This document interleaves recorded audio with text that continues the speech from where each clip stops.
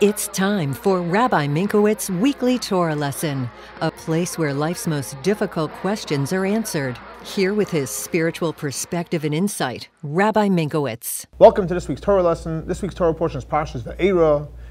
The question of the week is, should a person do a mitzvah if you're not in the mood?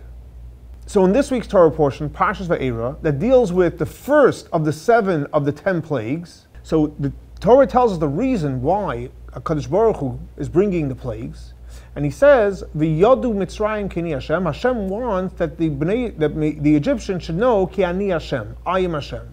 Now, what does it mean ki ani Hashem?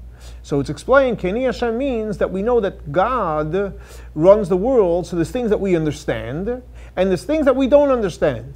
In other words, we can do mitzvahs because it makes sense, or we can do mitzvahs because it doesn't make sense.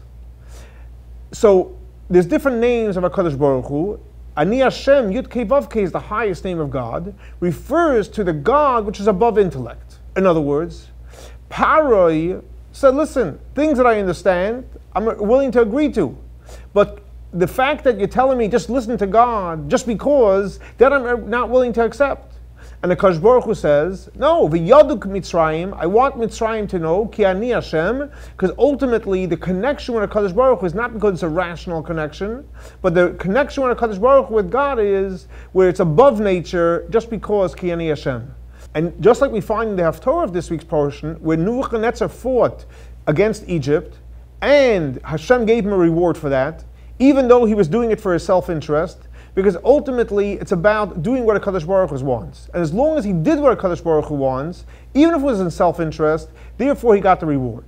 In other words, the idea is to know Ki Ani Hashem, and as long as we do what Hashem wants, even though when we're not in the mood. So the answer to the question, what should a person do if he's not in the mood of doing a mitzvah? Do it anyway, because ultimately our connection is not because we want to do something, but we're doing it because God asked us to do so, and that creates the ultimate and deepest connection.